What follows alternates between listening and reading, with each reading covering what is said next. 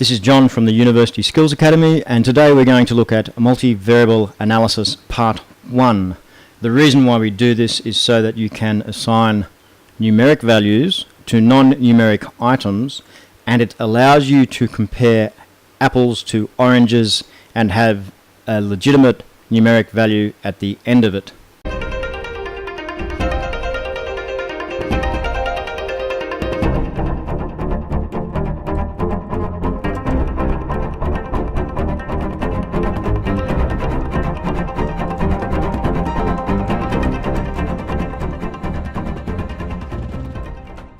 Some years ago, as a brand new graduate, I had a decision to make regarding my employment. I was in a job, a very good job that paid 35 grand. I had a job offer on the table of 65,000 and another job offer on the table of $125,000. Now immediately when you look at this, people would say, well, there is no choice to make. It's made for you. Under most circumstances, yes, but not always. I'm a family man, and I had other things to consider other than the dollars. I had to consider the dollars as a family man. I had to consider the family, and I also took into account job satisfaction. So these are the multiple variables that I am analysing. Okay, we are a single car family by choice, and the job that paid $35,000 had me moving around a metropolitan area, training in different locations, and I needed the family car to go to those different locations and carry with me learning materials, etc. And that required a little bit of coordination between my darling wife and myself to see who could have the car for when. So not a biggie, but say give it a rank of a score of 5 out of 10. The job that paid $65,000 was in an office near a train station, and there would be no need for me to use the family car if I was travelling. If I was travelling in that job, it would be with an aeroplane, so a taxi to the airport and a hire car or a driver at the other end. So a little bit better. No need to coordinate the use of the car. Next, this job was on an oil rig, which would require me to be away from home for 3 weeks at a time, and that came in at -3. So when that came in, I was saying, but darling, look at this, and not only will I be away from home for 3 weeks continuously, but I'll be home for 3 weeks continuously.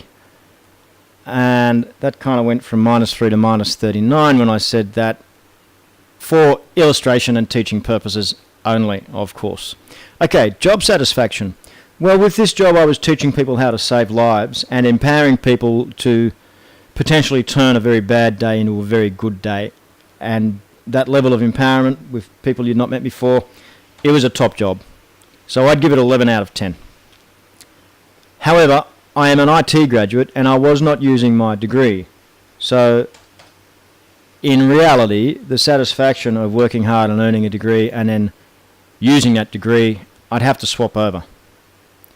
Now, if you've ever seen the inside of a radio room on a rig, I'm told, reliably, that it's not as good as a prison cell.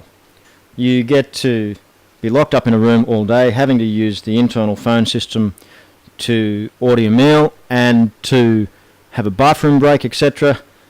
And you live by the lights of radar screens and anything at all to do with paperwork on the rig, it's your baby. So let's be generous and give that a 1. Okay, there's a couple of things we need to observe here to start with. Firstly, this number here is so much bigger than anything else on the board. It doesn't really matter what we do with the numbers as it stands, it's going to be an issue because it will skew everything. If I tried to graph this, that 120,000 compared to everything else would be a huge spike, and everything else on an XY graph would be bordering down around 0. Okay. Similarly, that is such a big number compared to these in the opposite direction that it's an issue and you've got to address it. So how we address this is we apply something not dissimilar from a family democracy where there's a vote over a decision and the kids get a vote, but mum and dad get more votes. So mum and dad's votes are weighed, so not counted. What we do here, so that the adult's decision gets much heavier weight than the children's decision, and the adults get what they want. That's how it works. So, or it did in my family when I was growing up, if we ever had a vote. So what we're going to do here, to get around this huge number and this huge number in the opposite direction, is we'll just rank these values. And this is how we legitimately compare apples to oranges. So that's the highest number. We go 3 because there's 3 variables. That's the middle number. We go 2, and that's the lowest number. That one there is the highest number, so it gets a score of 3. That gets a score of 2. That gets a score of 1. That's the highest number, so it gets a score of 3. That gets a score of 2. That gets a score of 1. And look at this. I ended up taking the teaching job in the office, despite the fact that that was way off the charts, because my other values, my other variables in this, outweighed it. Okay? The other competing factors outweighed the dollars in this circumstance.